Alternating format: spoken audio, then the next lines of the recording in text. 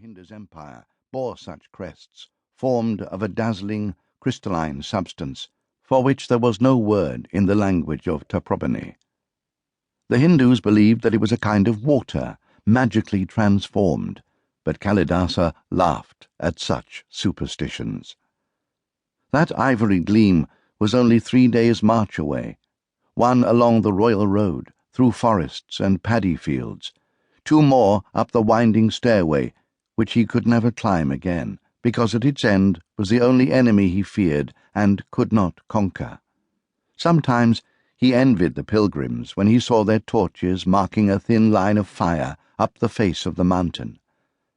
The humblest beggar could greet that holy dawn and receive the blessings of the gods. The ruler of all this land could not. But he had his consolations, if only for a little while. There, guarded by moat and rampart, lay the pools and fountains and pleasure gardens on which he had lavished the wealth of his kingdom. And when he was tired of these, there were the ladies of the rock, the ones of flesh and blood, whom he summoned less and less frequently, and the 200 changeless immortals, with whom he often shared his thoughts, because there were no others he could trust. Thunder boomed along the western sky. Kalidasa turned away from the brooding menace of the mountain towards the distant hope of rain. The monsoon was late this season. The artificial lakes that fed the island's complex irrigation system were almost empty. By this time of year, he should have seen the glint of water in the mightiest of them all, which, as he well knew, his subjects still dared to call by his father's name, Paravana Samudra, the Sea of Paravana. It had been completed only 30 years ago, after generations of toil. In happier days, young Prince Kalidasa had stood proudly beside his father, when the great sluice gates were opened and the life-giving waters had poured out across the thirsty land. In all the kingdom, there was no lovelier sight than the gently rippling mirror of that immense man-made lake, when it reflected the domes and spires of Ranapura, city of gold, the ancient capital which he had abandoned for his dream. Once more the thunder rolled, but Kalidasa knew that its promise was false. Even here, on the summit of Demon Rock, the air hung still and lifeless.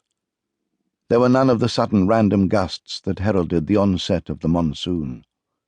Before the rains came at last, famine might be added to his troubles. "Your Majesty," said the patient voice of the court Adigar, "the envoys are about to leave. They wish to pay their respects." "Ah, yes, those 2 pale ambassadors from across the Western Ocean."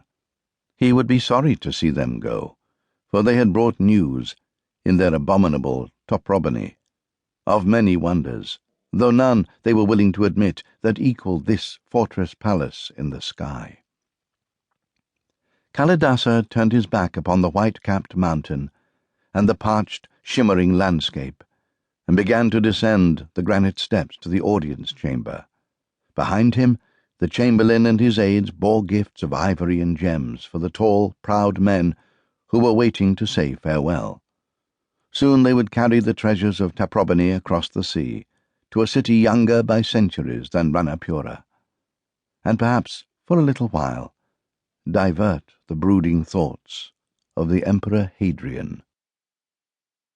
His robes a flare of orange against the white plaster of the temple walls, the Mahanayaki Tero walked slowly to the northern parapet. Far below lay the checkerboard of paddy fields, stretching from horizon to horizon, the dark lines of irrigation channels, the blue gleam of the Paravana Samudra, and, beyond that inland sea, the sacred domes of Ranapura, floating like ghostly bubbles, impossibly huge when one realized their true distance. For 30 years he had watched that ever-changing panorama, but he knew that he would never grasp all the details of its fleeting complexity. Colours, boundaries altered with every season, indeed, with every passing cloud. On the day that he too passed, thought Bodhidharma, he would still see something new.